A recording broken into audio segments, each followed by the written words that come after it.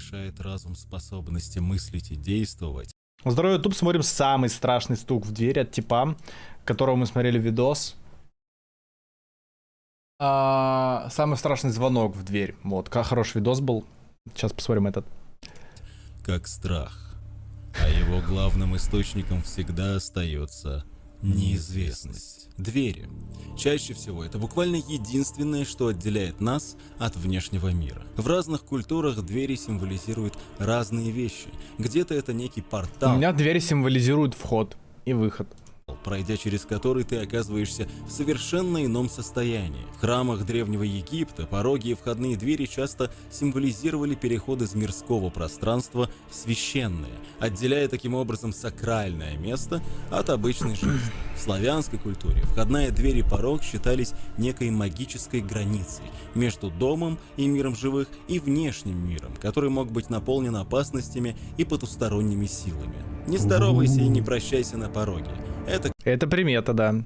Когда что-то надо забрать, вы же заходите в дом и в зеркало, наверное, смотрите. Единственная примета, которую я соблюдаю, это вот эта вот порожная примета.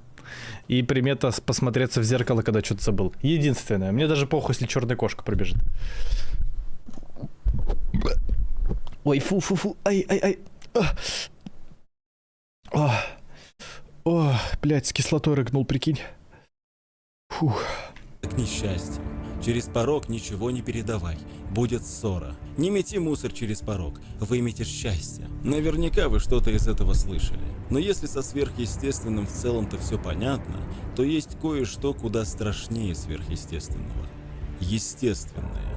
Друзья, это... Зачастую, кстати, вещи, которые в реальной жизни происходят, намного страшнее всяких воображалок. Это продолжение первого выпуска по записям с дверных звонков.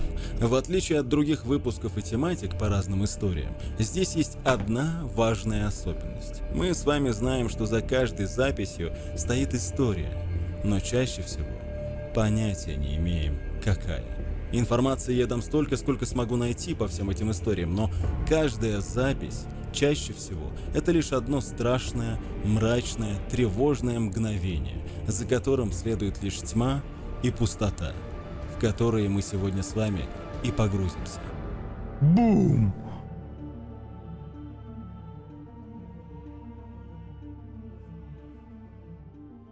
А прежде чем мы начнем, если вам нравятся ролики на этом канале, то ваш лайк, подписка и комментарий, особенно сейчас, очень сильно помогут в продвижении конкретно этого ролика Ну, сейчас я посмотрю и решу.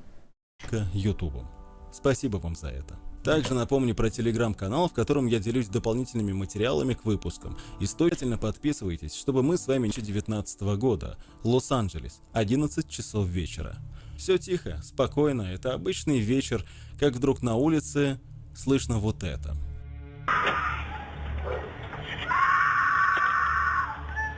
Ваня, Дипон, здравствуйте. У меня дверь в туалет — это магическая сила, которая меняет мою жизнь.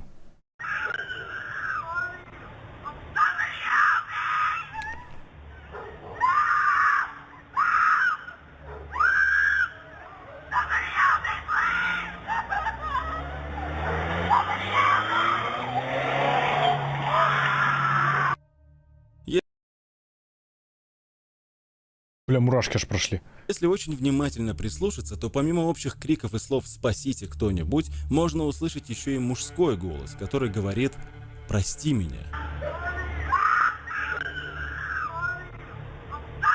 Также на записи отчетливо видно проезжающую в этот момент мимо машину с открытым багажником, и крики приближаются и отдаляются вместе с этой машиной.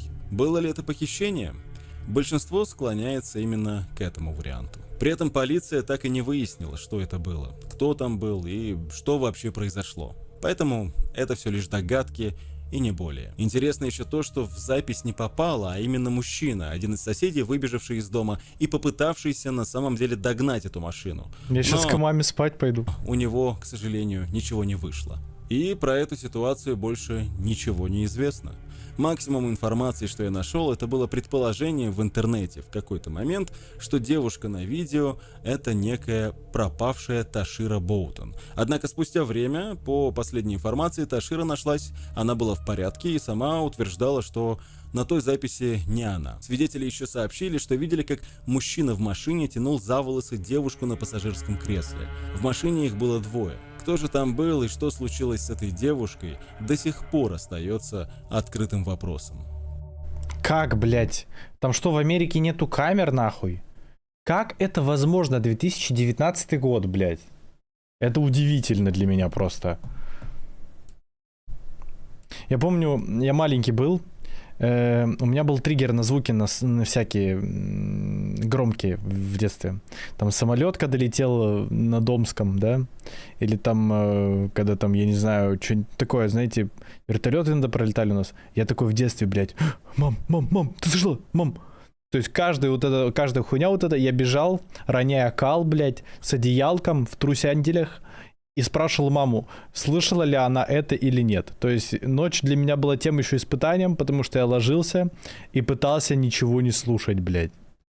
Да, ребят, вчера это было последний раз, конечно. Я вот прям роняя кал со своего дома до маминого дома побежал, нахуй, в трусах, блядь, и под одеялком, и спрашивать, мам, ты слышала или нет. Тем не менее, помню, были такие ночи, когда я слышал четко крики.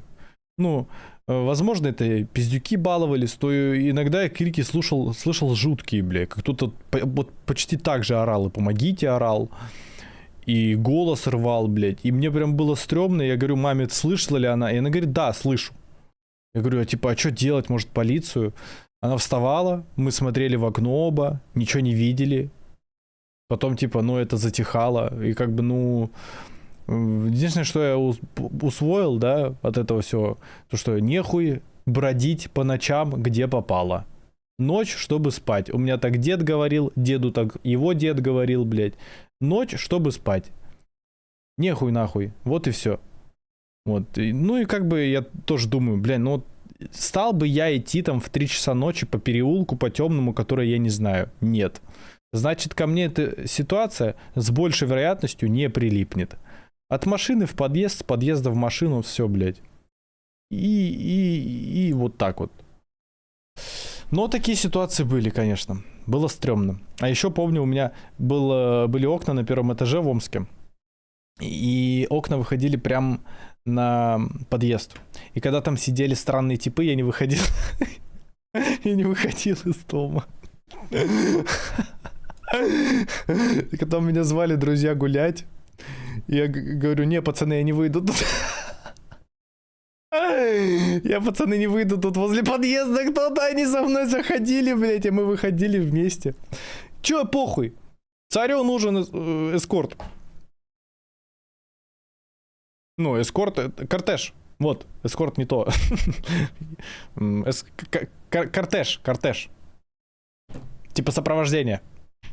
Следующая запись, которую мы посмотрим, в отличие от предыдущей, мы знаем, что случилось и с кем это случилось. Но элемент этой неприятной неизвестности в этой истории, поверьте, пугает, возможно, даже еще Кортеж, блядь. Это сопровождение. больше. Год все тот же, 2019, но в этот раз Техас. Техас — это просто столица всяких стрёмных вещей со стрельбой связанных.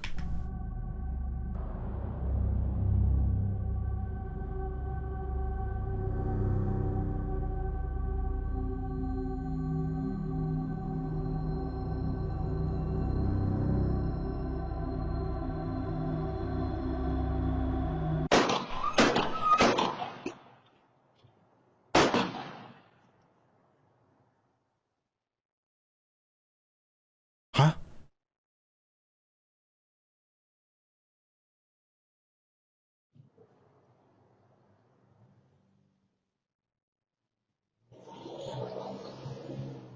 Да кто пердит? Как я и сказал, в данном случае мы знаем, что произошло. И с кем. 25 января в городе Томбл в Техасе девушка по имени Элизабет Бараза, проживавшая там со своим мужем Серхио, решила устроить гаражную распродажу. Знаете, как в тех самых фильмах, когда прямо перед домом вываливаются все старые ненужные вещи, а люди, проходящие мимо, могут что-нибудь интересное для себя найти да приобрести. Утром в этот день Элизабет была на улице. Готовилась к распродаже, как около 7 к ней подошел кто-то неизвестный. И дальше то, что вы слышали. Выстрелы. 4. 3 в грудь и последний. Голова. Соседи позвонили в 911, как только услышали эти выстрелы. Девушку увезли в больницу, но уже на следующий день Элизабет не стало. Ей на тот момент было всего 29. Да уж. И с того события прошло уже 6 лет, а виновного так и не нашли. И это при том, что Как? была еще и вот эта запись с другой камеры наблюдения. Даже запись авто и модель машины известна. Многие пытались расшифровать аудио, записанное на камеру с дверного звонка, так как там еле-еле слышна какая-то речь. Но из отчетливого там слышно только, как девушка говорит «доброе утро», потом что-то невнятное и выстрелы. Стрелявший ничего не забрал с места преступления. Информацию про саму распродажу ни Элизабет, ни ее муж в социальных сетях также не публиковали. Было лишь несколько вывесок про эту распродажу, которые пара выставила буквально за день до самой распродажи. Отец Элизабет, и на самом деле не только он, многие уверены, что это была не случайность, что кто-то хотел ее смерти, что это был кто-то, кто знал и само место, и когда и где будет Элизабет, и нанял другого человека сделать это. Ничего не было украдено с места преступления, как я и сказал. Первое и основное подозрение, конечно же, падает на мужа Элизабет, Серхио.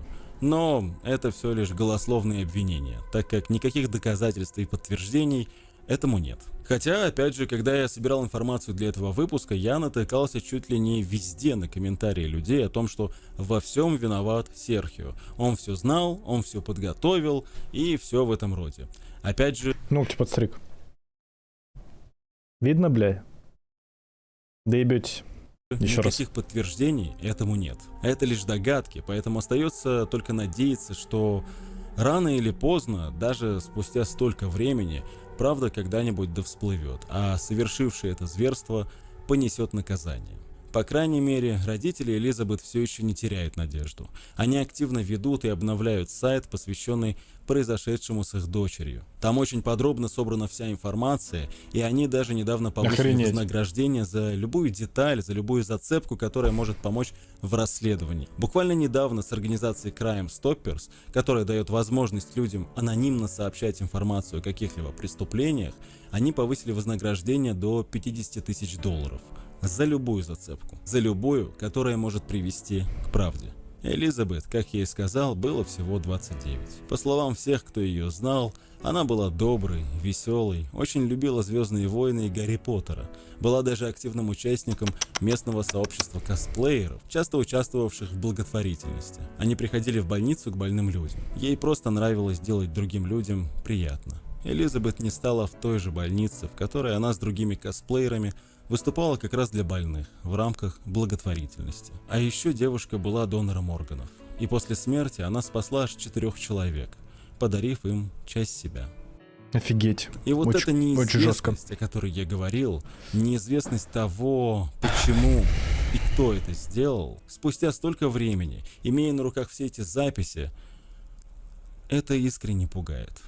Я думаю, самое сложное — это не знать, зачем. Все эти записи с камер дверных звонков, которые достаточно сильно распространены в США, с одной стороны, это очень полезная штука. В целом видеть и понимать, кто там за дверью и что там вообще происходит. Я слышал, Тоха устанавливал какую-то камеру на дверь, и мне попался ТикТок, он там показывал звуки, блядь. Как там из подъезда соседи выходят. Я не знаю, была ли это шутка или нет, но там был какой-то ор, блядь, адский какой-то. Я бы сказал, это необходимость, особенно когда ты живешь даже не в квартире, а в доме. Когда я искал информацию для этого выпуска, я Нехуй жить в доме, вот что я вам скажу. Надо жить как XQC. У него, чтобы к дому подъехать, надо сначала с охраной разобраться, понятно? натыкался на У меня тоже. очень неожиданные случаи и истории, когда эти камеры буквально спасали людям жизнь. Если вам интересно, обязательно расскажу и про такие. При этом некоторые люди, как оказалось, используют эти же камеры от этой же компании внутри своих домов и квартир. Родители, например, могут поставить такую камеру специально в детскую, чтобы была возможность всегда увидеть и проверить, что там происходит, все ли в Консьержка? Что она сделает, блядь? Чай заварит? Преступнику? Или что? порядке, и это, безусловно, тоже полезная функция, но не тогда, когда к этой камере может подключиться кто-то посторонний. Да, год все тот же, 2019 декабрь. Семейство Ли Мэй установило одну из таких камер в спальне своих дочерей. И буквально 4 дня спустя после того, как они ее поставили, просто ни с того ни с сего, с динамиков, установленных в самой камере, в пустой спальне заиграла песня. Когда девочка Алиса решила проверить, что это за звуки, она услышала вот это. Hello there. What? Who is that? I'm your best friend. I'm Santa Claus.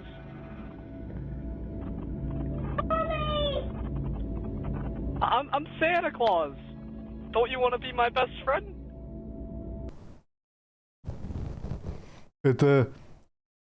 Это, бля, да мурашка, это хорошая идея для хоррор-фильма, блядь, настолько. Вот что вам скажу. Пиздец. I'm Santa Claus.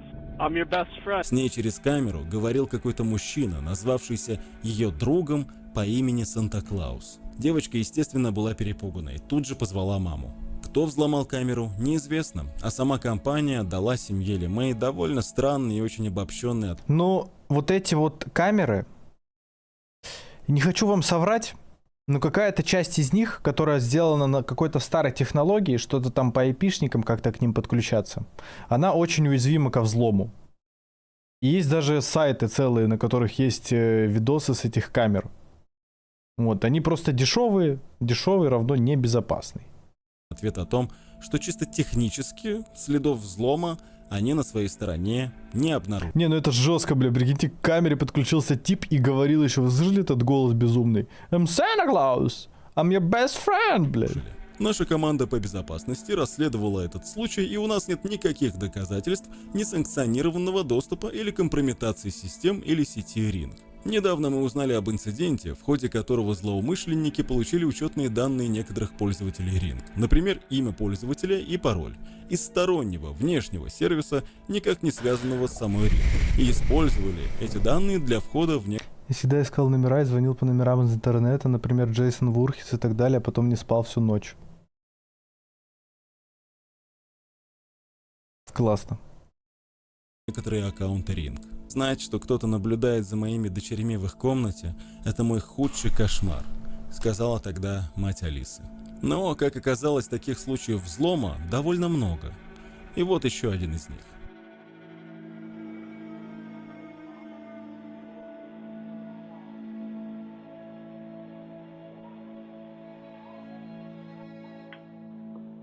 What you watching?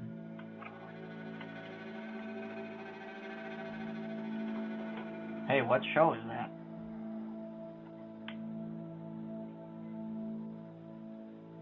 You hungry? Тип в ахуе. Что? Что говорит? Powering off.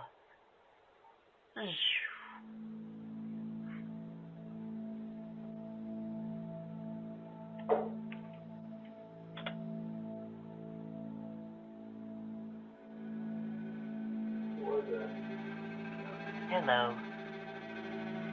This is Ring.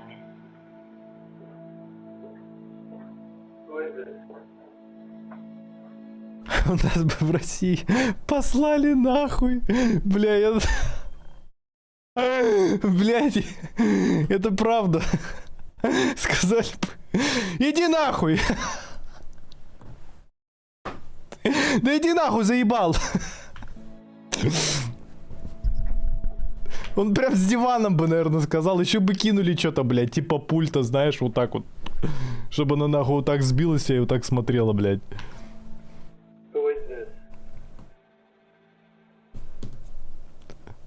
И снова неизвестно, кто именно это был. Специалисты вообще советуют использовать двухфакторную Да кто именно это был, блядь? Это какие-то школьники, американцы, которые им заняться нечем, сидят троллят. Один Санта-Клаус, другой, блядь, этот робоголос делает. Говорит, что смотрите? аутентификацию, потому что ее отсутствие как раз частая причина взлома подобных камер. Как школьники могли взломать? Блядь, школьники могут все. Если ты посмотришь любой гайд в интернете, это с вероятностью процентов 90 будет школьник, который записал этот гайд. Знаешь почему? Потому что школьники сами мало что понимают. И если они и понимают, то они максимально простым языком тебе объясняют, как это сделать, чтобы ты смог тоже это сделать. Даже если у людей самый хитро придуманный и непростой пароль. На мой взгляд, самое страшное тут то, что если бы взломщики не дали никак о себе знать, а для этого достаточно было просто молчать и наблюдать, то буквально никто из этих людей так и не узнал бы об их присутствии в своей жизни. Это жутко, да. Допустим, с теми девочками не ясно, сколько этот чел наблюдал за ними, да? А вот это уже преступление. Ладно, давайте из всей этой жуткой и мрачной неизвестности отвлечемся на неизвестность поприятнее. Выдохнем чутка. Эдакую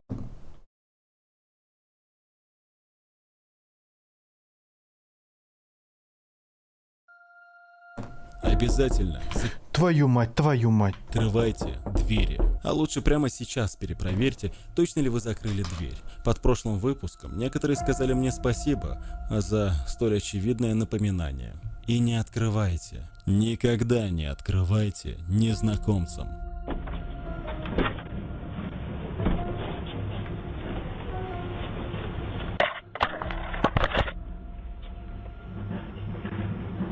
Так, подошел странный мужчина, он попытался открыть дверь, у него не вышло, и он звонит в звонок. Есть такое ощущение в самом начале, что он как будто бы здесь живет, или его... Смешариков рубай, мне страшно. Если что, там тоже айсберг, блядь, и будет еще страшнее, ясно тебе? Сиди, терпи, блядь.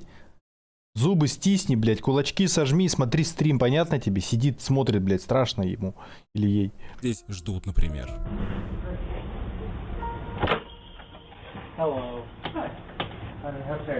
Дальше ему просто открывают дверь. Да, он спокойно зашел, поздоровался. Ну, значит, все в порядке. Или не совсем. Ведь буквально через секунду тот, кто открыл и с ним поздоровался, спрашивает, кто вы такой. Вот это стратегия, да, ребята, блядь. Что-то вот где-то ошибся, но где, да? Who are you? Everybody knows how to hear you. Good. You need to leave. Out there. Out there. What's the big staircase? What? What's the stairs here? Come on, where are you going? What's the stairs here? При этом буквально выталкивая мужчину из дома. А тот напоследок делает вот это. Goodbye, you.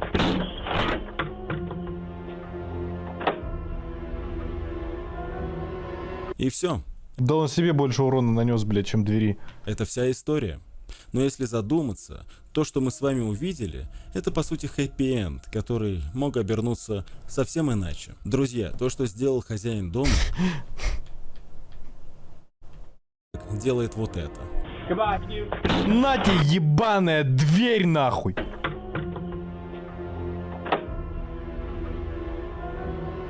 И все. Это вся история.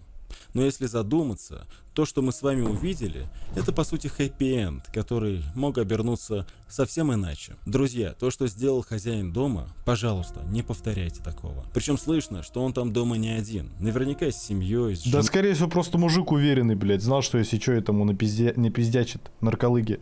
с детьми. Есть такие, знаете, батьки, которые, блядь, кому хочешь дверь откроют, и потом кого хочешь, блядь, развернут.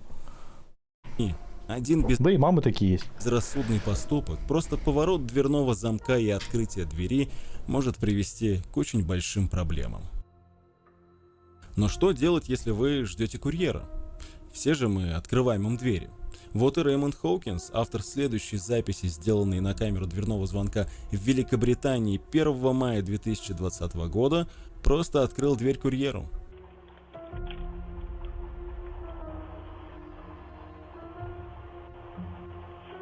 Опа-на.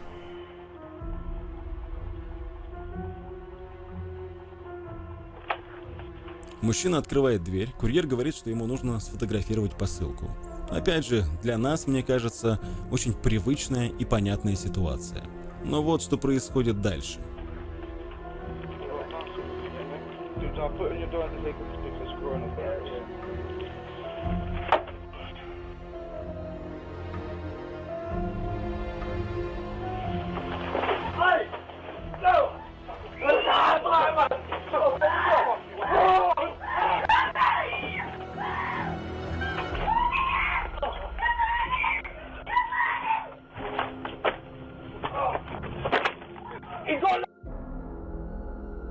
Это, как вы поняли, было запланированное ограбление. Эти люди в доме были буквально несколько мгновений. Затем пулей вылетели оттуда, забрав с собой драгоценностей на сумму в 20 тысяч фунтов. Сам хозяин Слава богу, никого не убили, блядь. дома был ранен в голову. У грабителей с собой был нож. Но что еще хуже, был ранен его сын, которому было всего лишь вот столько.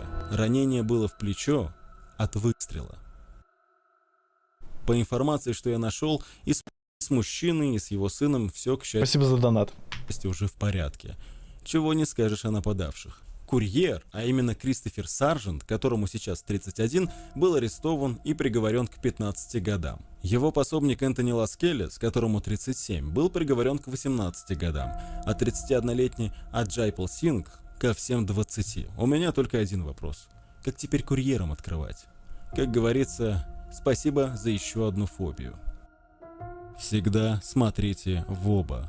Всегда осматривайтесь. Особенно, когда заходите домой, открывая дверь. Еще одно, возможно, уже не такое очевидное правило, но такое же важное, как и то, что двери нужно не забывать закрывать. 2022 год. Девушка по имени Джордж Я помню в детстве...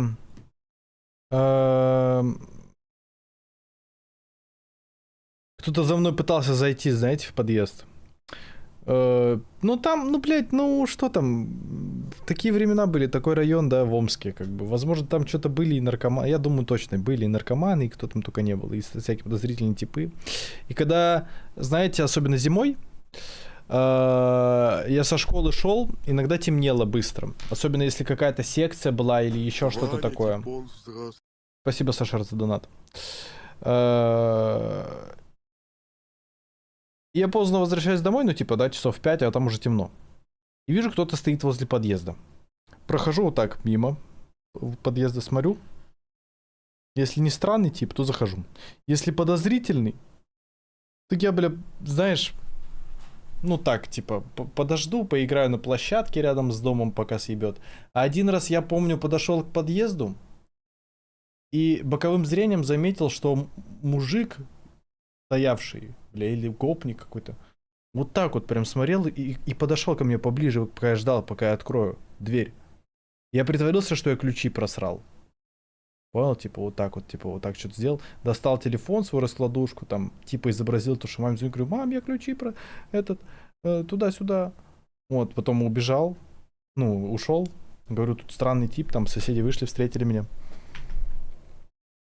Оглядываться надо, да. Если ты не боевой, пиздец, то надо оглядываться. Если боевой, то можешь вообще не смотреть, блядь, закрытыми глазами ходить. Рамирес вечером возвращается со своим сыном домой. Ничего такого, кроме одного момента.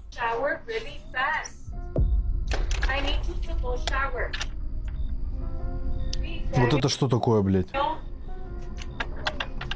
Куда ломимся, ёбаный в рот?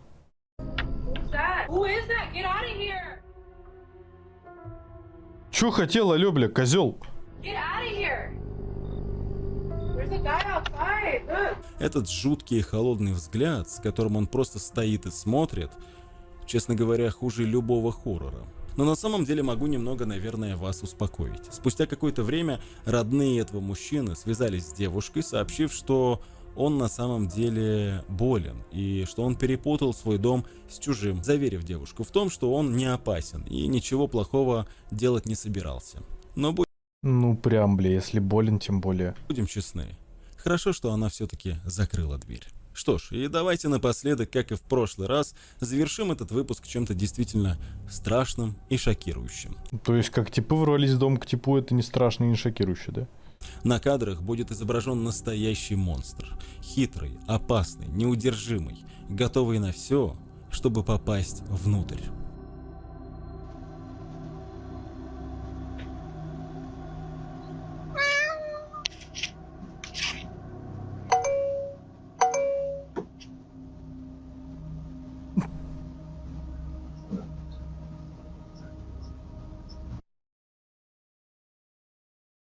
Друзья, такой вот получился выпуск. Как я и говорил, далеко не всегда в Пиздец, аж волосы на яйцах задрожали, бля, прикинь. подобных записях есть полноценная большая история. Аноним, не передаю приветы в донатах. Спасибо большое за 200 рублей. Что, опять же, делает это все еще более жутким и страшным. Таких, назовем их, мгновений тьмы, очень много. И если вам интересны такие вот небольшие Рыженький ебанат пишет. Блядь, я твою голову нахуй в школу водил, бля, это ужас. истории в виде подобных записей, и вам хотелось бы еще как минимум один выпуск, ну, или же вам просто нравится Это пиздец. Это был страшный такой видос, стрёмный видос это был.